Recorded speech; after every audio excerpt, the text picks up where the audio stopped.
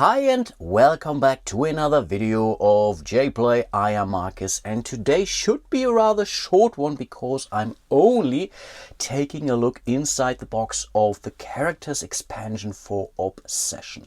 By far the most thematic Eurogame out there, hands down. So I can't really believe what Dan did to really get the feelings of Jane Austen, of shows like Downton Abbey, and transform this into a board game. And this is no different here in the characters expansion. I haven't played with the mode here so far. I only, and you will see that in a second, had a look at some of the cards, but I think we are here now to explore what's inside the box. So let's do that.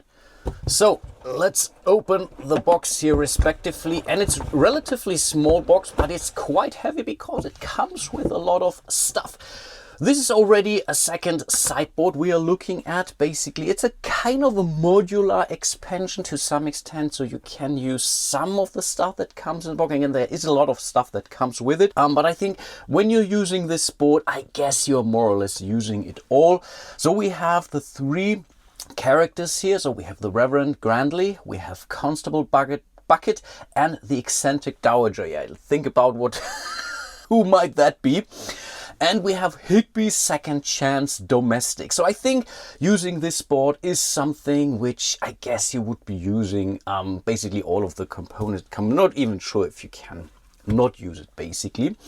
This board here is something for one of the, let's call it module. This is simply the cooperative mode. I think you can play this with from 2 to 3 players if I counted that correctly. Could be wrong, but I believe that's what it is. It's the Snide family. I'm not really going into the cooperative mode all that much, but it definitely is different to the normal solo game. So it's not just that you're using the solo game and adding whatever more players to that. No, Dan really designed a whole new narrative and a whole new family around that. Really nicely done. Here we have some more of these activity tiles and some of these service tiles here. I think this is already something which you can do optionally. So from what I understood, this pony and trap is somewhat of a more friendly approach. But again, we come to that. So this is something that you can add. You don't have to add, I think, in neither of the... So it doesn't really need to go into the characters expansion. Could be wrong though. Here is basically a sideboard player aid for the new characters, Reverend Grandly, Constable Bucket, and the Eccentric Dowager. And there's a new flow chart, and he was using, or basically continuing to use, let's say, some of the rules from the upstairs downstairs expansion, which I really do appreciate actually. But basically added this new sub workflow in here around inviting one of these characters. Maybe we'll come to that here a little bit. Then, of course, we have some rule books. This is the characters expansion, so I think this is the main rule book that comes with the game. It really speaks about the characters expansion, but it also speaks about some solo opponents here, of course. Basically, the new tiles. Again, this is something of an optional thing. It says module here. You have some new gentry, which you can add into the deck. We have a new, let's call it, type of guests or gentry in here, socialite and anti-socialite guests. We have some new objectives. So some objectives you have to use when you play the cooperative mode, but here you can also add some new objectives, and also depending on which expansion you're using, you have to remove some of these. So very modular, but also very cognizant of all the modules, all the expansions that are out there. And there's still stuff in there if you prefer to play with the base game alone. Really nicely done. These are the distinguished family members. Basically, they come with new, that's also a module, though there's a drafting to that. We will have a look at some of those a little bit. And here, these are basically all the rules that are more or less around the characters expansion here. So the second chance servants from Higby's, right? Exactly. That's the one, basically the characters, how you're using them. And I believe that's more or less it. Yeah, the characters and the Higby second chance. That's the main gist around the characters expansion in this one here. But there's more, way more. This is the cooperative booklet basically. So you see there's no whole lot of things. So how you're dealing with the Snide family here respectively. Of course, there's a setup, how you can use them. They have these nasty looking raven family quest, let's put it like this. But again, I haven't really read through the cooperative rules all that much, so I can't really talk about this, but this is the booklet for it. And yeah, here is a variant catalog, basically a booklet with all kinds of, I think for some of the, I think there's some designer variants, there are some community variants in here, really a ton of stuff. Because this game is really popular. Actually, it has its fans, and of course that always means that someone comes up with house rules or variant here. So this is basically a booklet which you can go through, and I'm relatively certain you will find one or two things where you say, yeah, I think that does make sense. Let's tweak the base game or any of the expansion with that rule. Then yeah, we have some of the components. I didn't really unbox the objectives here or unwrap the objectives here. Again, some of those you have to more or less look at, or we have to use when you're using the cooperative mode of the game. I think you then have to, replace them all. In some of the others, I think maybe even with the characters. I haven't really read it in full detail. You might have to replace some of those. But yeah, you have a whole new deck of these objective cards here. Then yeah, you have some of these second chance guests, service or domestics basically, which you can hire. They look more or less the same as the regular servants. It's all in the detail in the end. So look at the hair, it's really not... It's uncomb, basically. That's what I'm trying to say. I think here this guy doesn't have a top hat on his, and I think this is the, yeah, it's also basically uncombed hair. Really nice touch. Not sure if it fully works when you play the game, so I might consider putting a dot on those things to really distinguish them from the others. I'm relatively certain when you lay them next to each other, the difference is pretty clear, but they have a very similar shape.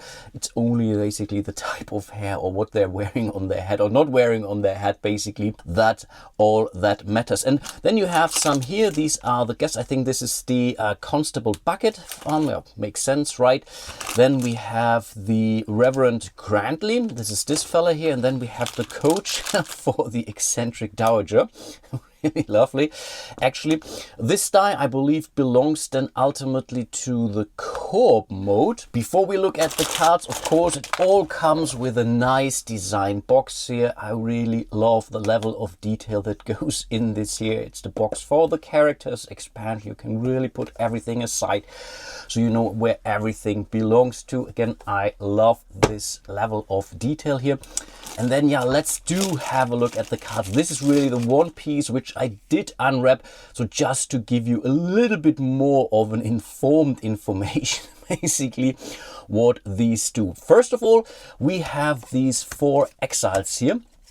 And those exiles go with the eccentric dowager. So whenever you are inviting one of these characters here, so either Constable Bucket, Reverend Grantley, or the eccentric dowager, and you do that doing your pass turn here. So while passing in this game, especially with the expansions now, you can do all kinds of cool stuff. Of course, you can always decide, I do not want to invite a character because maybe the character is not available, and each character can only be invited by one player, and basically for their next turn, and then they have to use that character, and then they have to return it to the board space here on the sideboard. So basically, when you invite the eccentric dowager, she's a little bit special because normally these guys, so Constable Bucket and the Reverend Grantley, they still allow you to collect 200 pounds or refresh the builder's markers or hire the servants, must play butler's room. So that's now something that again Dan introduced with the upstairs downstairs expansion, I believe. Yeah, that's the one. Though you can basically also now hire servants in there, which I think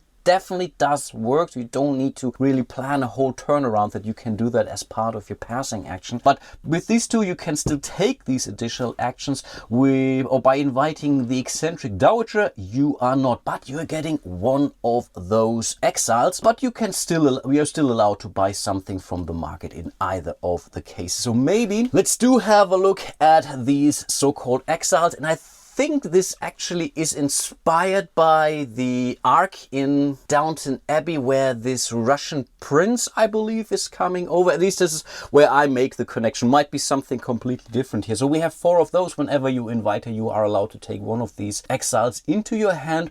You typically have to pay for them, so for their accommodation and whatever, getting them to their place, inviting them. So yes, they do cost you money, but they typically come with some very cool abilities here. For example, here you are allowed to take 2 prestigious guests, so C2, and take one of those. That's never a bad thing. So basically they come with all kinds of cool rewards, and they are not so difficult to impress, even though they are prestigious guests. As you can see, that this is a common action, but this is prestigious guest. But you can already host them in one of their activities for 3 or 4 of your reputation level, I believe. But then we still have the Reverend.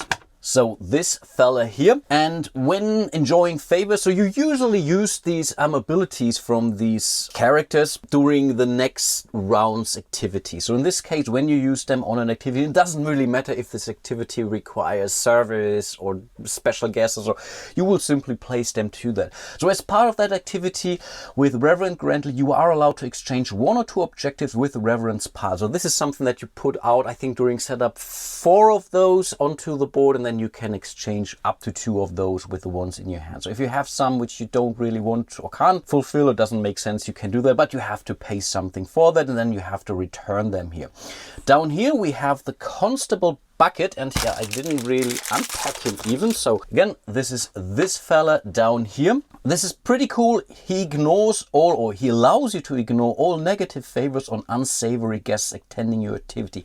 Unsavory, I believe, is now a new kind of keyword, which basically means all guests that come, or normal guests that come with a red, basically a minus reputation thing or so. It's explained in the rules. Let me try to find that. Yes, here indeed. Unsavory and respectable casual guests. I believe this only counts for casual guests, never for prestigious guests, but I believe there shouldn't be any prestigious guests that give you red frames in respect to the prestige they're providing to you, at least, or whatever. I keep forgetting what this special currency is. The exiles, even though they do come with a red bonus, they always count as respectable guests here. But yeah, that's basically what this says. All negative effects on unsavory guests attending your activity. So if they cost you something, that you can ignore that, but you will still lose some reputation when the Constable bucket is around. I mean, everyone is a little bit suspicious. What is the Constable doing here? And then same as here, return the Constable, reclaim your footman. So yeah, that's maybe something I should have explained. Whenever you want to invite a guest, you have to send one of your footmen to the respective space on that board here, and then yeah, you basically exchange them at the end of the next turn. You are not allowed, maybe as a little side note, as far as I understood,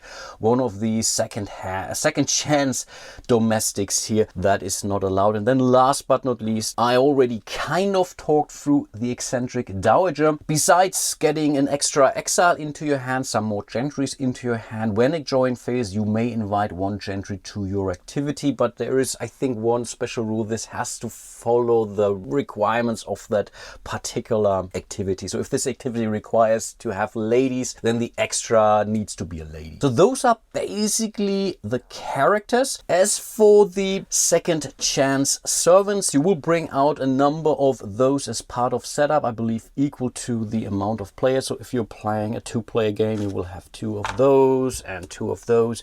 You get the idea. And then you can, as part of your normal action, send your butler. I think you have to put him into the exhausted area of your player board, and then you are allowed to hire, I believe, up to 2 of those, and they work basically just like the normal servants here, but the good thing is you can really hire them pretty much during your turn, which is pretty cool. But they come with some of the downside, which is then depicted here. Depending on if it's an unsavory guest or a respectable guest, you are suffering some prestige loss basically from that. So if you're sending him on a prestige guest, they really do not want second chance servants, then you will lose something. But it still allows you then, after all, to whatever host an activity, and maybe you get 10 prestige prestige points out of this, so it might still be worth something to you. And I believe you can also hire them away from other players doing that action, because they do not really count towards the end of the game, so you can't fulfill objectives with those fellas here, for example, and whatnot. And there is one variant which I found in the, let's say, variant catalog here, which is called the Friendly Obsession. Everyone in Derbyshire loves everyone else. What is it? Removes or take that elements from the game. Why use it? Many players dislike direct conflict and nasty surprise, and newer players may not expecting them. You're pretty much removing or exchanging a lot of these tiles, which takes stuff away. And honestly, I do think this is a very nice one, a nice touch to the game.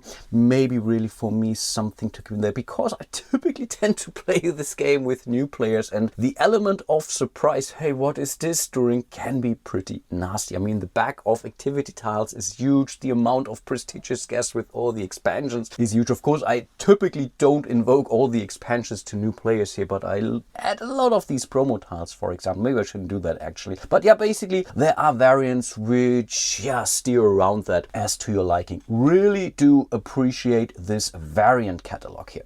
And then, kind of last but not least for today, let's have a quick look at those distinguished family members. I believe there are 4 for each of the families. I could be wrong though, actually. I think it should be 4, but there are 5, I believe, and the 5 is because these are being used from the Asquith family for the actual drafting. So in order to get a distinguished family member, you have to go through a drafting phase at the start of the game. So you have to choose a family and then the respective distinguished family member, and you can't have duplicates of those. So for example, if someone already has the Earl of something in their hand, I think the other player can't do the same. So they would then have to go for the Viscount of Dorchester, for example.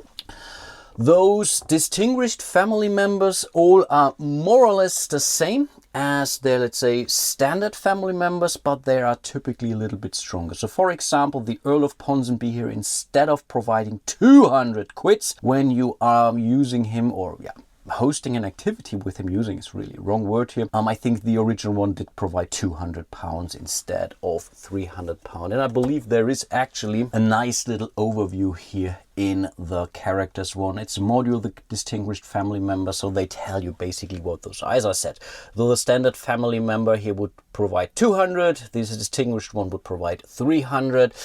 She would normally choose a favor, in this case a distinguished family member, I think that's the lady, choose a favor and exempt the guest from needing any one servant. That is pretty cool. And there is a little overview somewhere here in the rules exactly what these new icons mean on the distinguished family members, and here is the draft mechanic explained. It's really relatively simple, quite honestly, but I do like that he put in some of the examples here. So this is a new one here. You may ignore any one required servant on another guest at this activity, and I always do like the narrative background. What does this really mean? The lady of the house is endowed with a gift of persuasion. She can spin tales and fashion elegant excuses while always appearing in command. With a tale and a compliment, any guest will eagerly forego an attendant for an afternoon to help out with a little situation. Really, I so much love that. Nicely done. Then this one here seems to be a new one, and obviously that's a cool one. You may return any one family card from your discard pile to your hand. The bookish young lady of the house adores her family, unusually nervous in society. She insists her family be in constant attendance at casual gatherings, soirees, outdoor activities and balls. Again, so nicely explained. And then last one down here is this symbol here, and that's also very, very helpful. After you clear your board this turn, you may refresh anyone's servant to available service. Really refresh it directly to be available next round or next turn. Again, this may be any servant you place in expanded services this turn, including a supplemental servant SCS. So basically, I believe, this could be under butler or servant used to take an extra action such as gossiping at the servant's hall or hiring SCS. Many have observed that the Dowager Countess is a diminutive woman, certainly no more than 7 stone.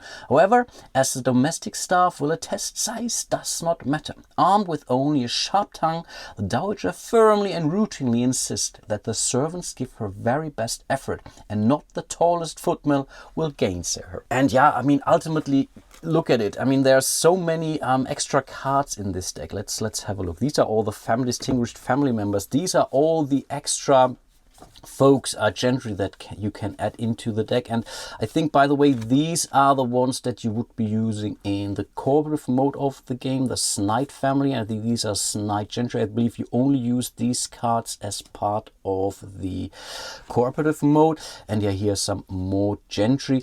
And I think even those do they come with different abilities? Yes, indeed, these are the socialites and the anti-socialites. So when we have seen this symbol here, these guests must be accompanied when attending social events. If a guest has a +1 or +2 in the bottom left, they increase the total number of gentry that must attend their activity by that amount. If the current activity restricts these kind of gentry that can attend, each additional gentry must follow these restrictions. For example, if an activity requires 2 ladies, you can't invite a gentleman, only another lady. Definitely does make sense. And the anti-socialites, this is basically the contrary of those. These guests repulse other gentry who might otherwise attend. If a guest has a -1 in the bottom left, they reduce the total number of gentry, blah blah blah. If the current activity requires a set of gentry of specific kinds, you may choose which of them you do not invite. For example, if the activity requires 2 gentlemen and 2 ladies, you may invite 2 gentlemen and 1 lady, 1 gentleman and 2 ladies. You get the idea. Anti-socialites, of which the curmudgeon is a superior example, the spice gatherings and the mindless frippery of Victorian excess. Yeah, and there's really, I think that's more or less it. Of course, again, the whole new thing is the cooperative mode in this game. May have to look at this quite honestly. Oh, briefly flashed the new tiles in here. I believe there is an explanation for this pony thing, right? Pony and trap tile. Here exactly, it's not part of the rules. A pony and trap promotional tile developed by Snowdonia creator Tony Boydell. Are you kidding me? Wow. As part of the character's expansion, crowdfunding adds a unique level of friendly interaction with other players. Lovely. And I think one of the coolest thing that he also offered as part of this campaign were the metal coins. I mean, look at those. They are just pure awesomeness. Yeah, and they come with 2 denominations here, and they are really thick, they are heavy, they are so nicely done. This was really a no-brainer. I'm a sucker for metal coins in board games and also poker chips, quite honestly. So really, whenever there is a chance, I will typically go for it. And yeah, I think that's basically it for today. I mean, look at the total amount of stuff that is coming in a relatively small box here. It's really, really crazy and unbelievable. Can't wait to bring this to the next game night. Hopefully I will find someone who knows the game at least a little bit, so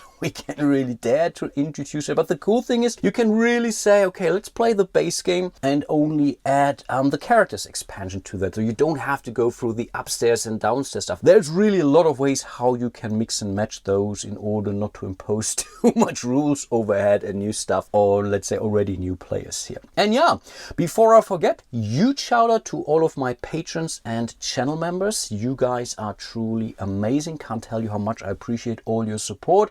So definitely do reach out, do check out my page on Patreon if you want to support me.